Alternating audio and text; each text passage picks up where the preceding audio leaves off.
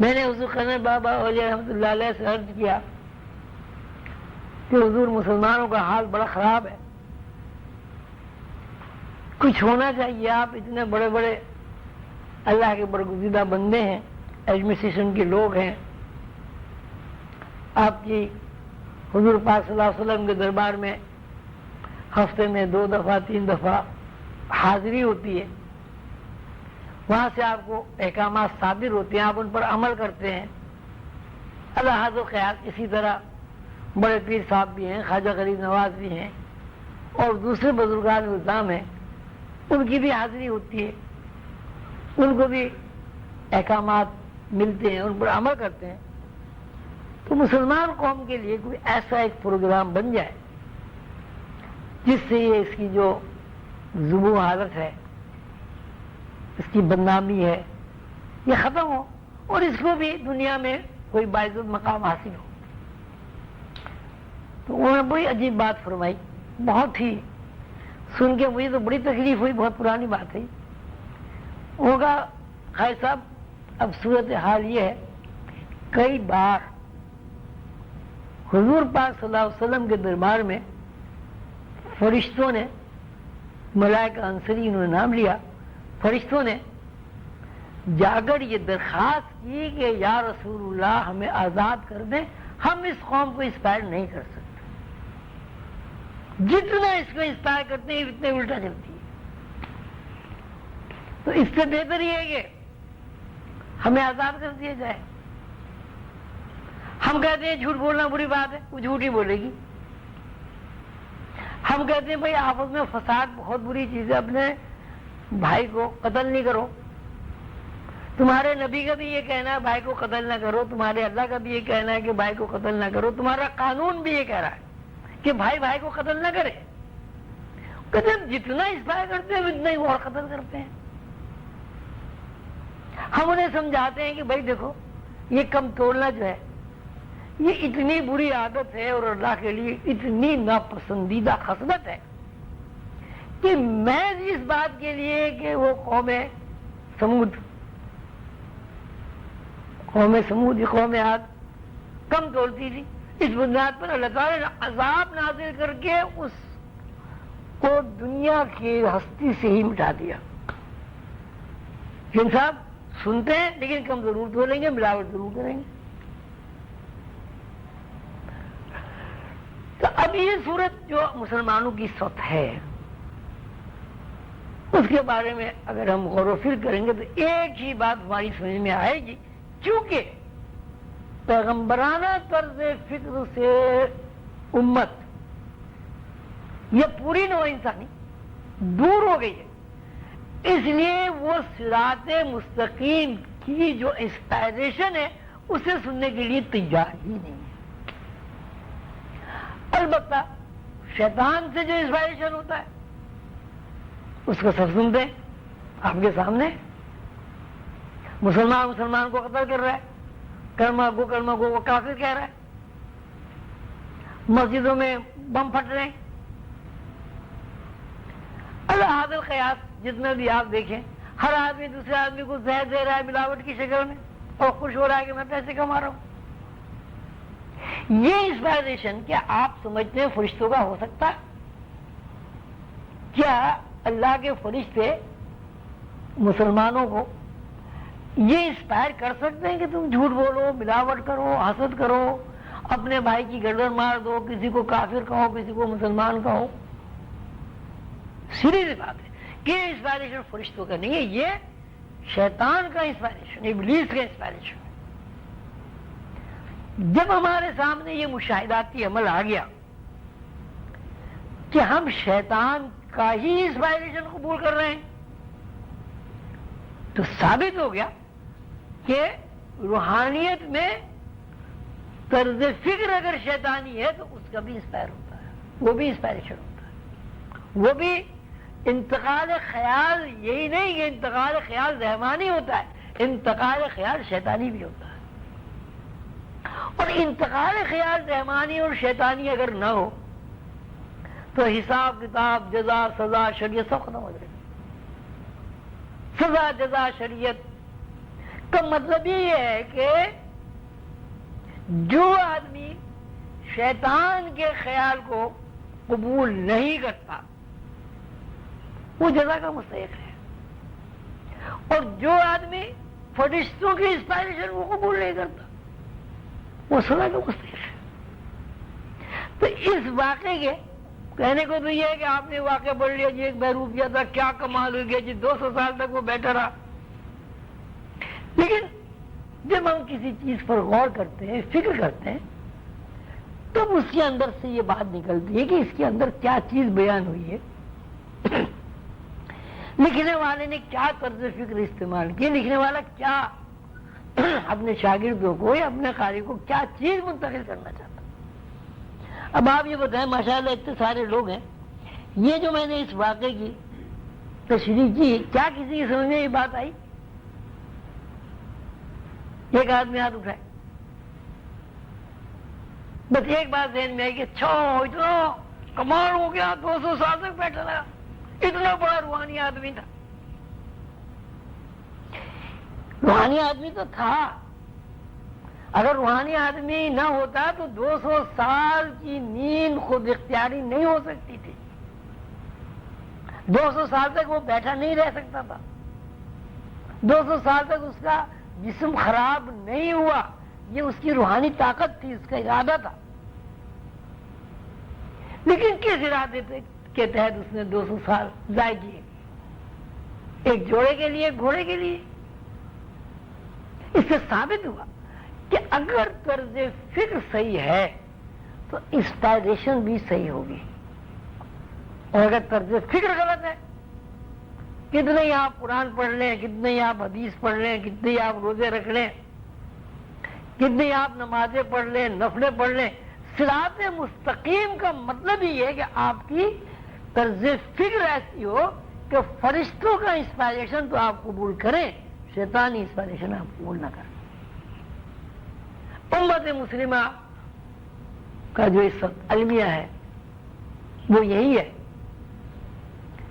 کہ کوئی مسلمان رحمانی طرز فکر کو قبول ہی نہیں کر رہا ہے۔ اللہ کا نام بھی لیتا، اللہ کے رسول کا نام بھی لیتا، قرآن بھی پڑھتا، حج بھی کرتا، سب کچھ کرتا ہے، لیکن جس طرز فکر کو انبیاء نے منع کیا ہے اس طرز فکر کے پیچھے دوڑا چلا جا رہا۔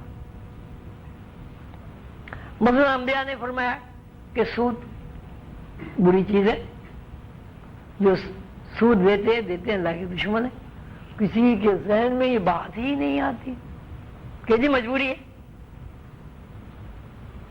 اللہ نے کہا جھوٹ نہیں بولو، کوئی آدمی سچ بولتا ہی نہیں، خام کا جھوٹ بولتا ہے۔ حضور صلی اللہ علیہ وسلم فرمایا کرتے تھے مجھے بڑی حیرت ہوتی ہے مسلمانوں کے اوپر کہ بلا وجہ جھوٹ بولتے ہیں۔ بھائی چلو جھوٹ بول گئے، ایک پیالی چائے مل گئی تو چلو کچھ بات تو بنی، میں نے جھوٹ بولا تھا، ایک پیالی چائے مل گئی۔ اپنی شیخیاں، اپنی جناب تعریفیں، اپنی خاندانی وجاہتیں، ہم ایسے تھے، ہم ویسے تھے، ہم نے یوں تیر مار دیا، ہم نے یوں کر دیا، ہم نے یوں کر دیا، غیبتیں لوگوں کی، یہ جتنی باتیں رسول اللہ صلی اللہ علیہ وسلم کی طرز فکر کے خلاف ہیں وہ ساری کی ساری امت مسلمہ میں موجود ہے۔ اب جب وہ حضور پاک صلی اللہ علیہ وسلم کی طرز فکر ہے ہی نہیں تو دماغ تو کسی وقت خالی ہو نہیں سکتا۔ آپ ریڈیو چلائیں نہ چلائیں، شارٹ ویو ہو یا میڈیم ویو ہو یا کوئی بھی ویو ہو، لہریں اس کے اندر موجود رہتی ہیں۔ اگر اسٹیشن وہاں سے چل پڑا ہے ریڈیو کا یا ٹی وی کا تو آپ نے سوئچ آن نہیں کیا، اس کا مطلب یہ نہیں ہے کہ ٹی وی میں وہ لہریں نہیں آ رہی ہیں، لہریں آ رہی ہیں، اس میں گانا بھی آ رہا ہے، بجانا بھی آ رہا ہے، اس میں لڑائی دنگا فساد کی فلم بھی آ رہی ہے، اس میں قرآن بھی آ رہا ہے، اس میں حدیث، ہر چیز اس ڈبے کے اندر موجود ہے۔ آپ یہ نہیں سمجھیے کہ اگر آپ نے اس کو آن نہیں کیا یا اس کو کیا کہتے ہیں چینل اس کا نہیں گھمایا تو اس کے اندر چینل گھمانے سے لہریں موجود ہیں پہلے سے۔ تو اسی صورت سے انسانی دماغ بھی ایک ٹی وی کی طرح ہے، قسم کی لہریں اندر موجود ہیں، رحمانی بھی شیطانی بھی۔ اب دیکھنا یہ ہے کہ کوئی انسان کس چینل کو استعمال کر رہا ہے، کیا وہ نبی کی طرز فکر کو استعمال کر رہا ہے یا شیطانی طرز فکر کو استعمال کر رہا ہے۔ تجربہ یہ بتاتا ہے کہ کوئی انسان جب نبی کی طرز فکر کا تذکرہ کرتا ہے تو وہ اپنے آپ کو دھوکہ دے رہا ہے، جھوٹ بول رہا ہے، اپنے آپ سے جھوٹ بول رہا ہے۔ اور جب وہ شیطانی طرز فکر میں داخل ہوتا ہے تو اس کی برائی تو کر رہا ہے لیکن عمل وہی کر رہا ہے۔ اس کا کیا مطلب؟ اس کا مطلب یہ کہ آپ کا جو یہ کمپیوٹر ہے یا آپ کے اندر جو ٹی وی سیٹ بند ہے، آپ اس چینل کو چھیڑتے ہی نہیں جو رحمانی طرز فکر ہے، آپ اس چینل ہی کو چلاتے ہیں جو شیطانی طرز فکر ہے۔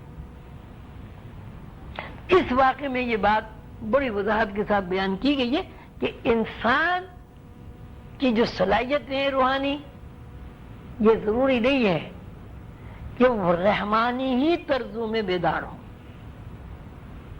شیطانی طرزوں میں بیدار ہوتی ہیں۔ اور اگر شیطانی طرزوں میں روحانی قدریں بیدار نہ ہوں تو شیطان کا مشن تو ختم ہو جائے گا، نہ وہ انسپائریشن ہوگا، نہ کوئی قبول کرنے والا ہوگا، نہ جناب یہاں فساد ہوگا، نہ یہاں کوئی دہریہ ہوگا، نہ یہاں کوئی کمیونسٹ ہوگا، نہ یہاں کوئی قانون ہوگا۔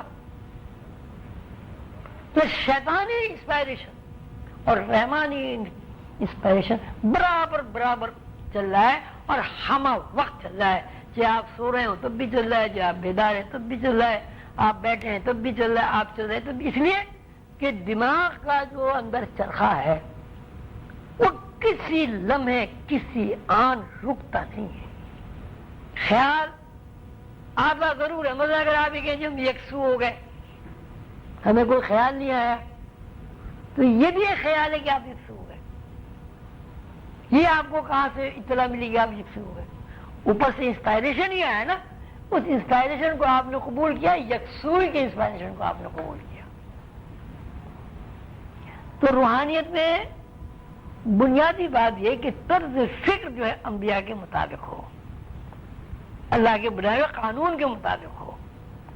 اگر اللہ کے بنائے ہوئے قانون کے مطابق طرز فکر صحیح ہے اور پھر آدمی روحانیت میں قدم بڑھاتا ہے اور اس کو روحانی ترقی ہوتی ہے تو وہ للہی آدمی ہے یا الہی روحانی آدمی کہہ لیجیے۔ اور اگر اس کی طرز فکر شیطان کی انسپائریشن کے تحت ہے تو وہ شیطانی روحانی آدمی۔ تو مسلمانوں میں اس وقت جو ادبار مسلمانوں کے اوپر ہے اس کی بنیادی وجہ یہی ہے کہ زبانی جمع خرچ تو ہم بہت کرتے ہیں لیکن انسپائریشن فرشتوں کا قبول نہیں کرتے، شیطان کا قبول کرتے ہیں۔ اگر سانس کے اوپر بیان کریں گے۔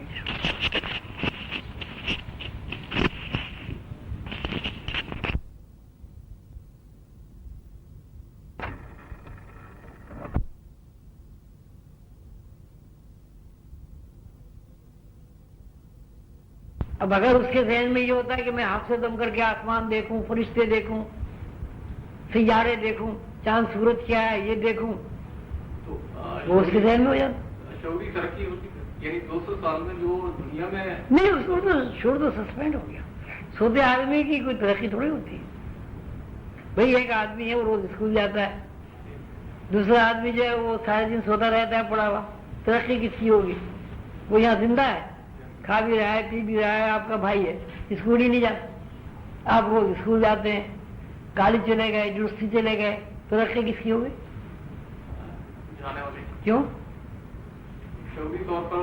شعوری طور پر جس آدمی نے ترقی حاصل کرنے کی جدوجہد کی، اس جدوجہد کے حساب سے اس کے شعور میں وسعت پیدا ہوتی چلی گئی، اور جس آدمی نے شعوری طور پر اس طرف جدوجہد ہی نہیں کی اس کے شعور جو ہے وہ سطحی رہ گیا، اس میں طاقت پیدا نہیں ہوئی۔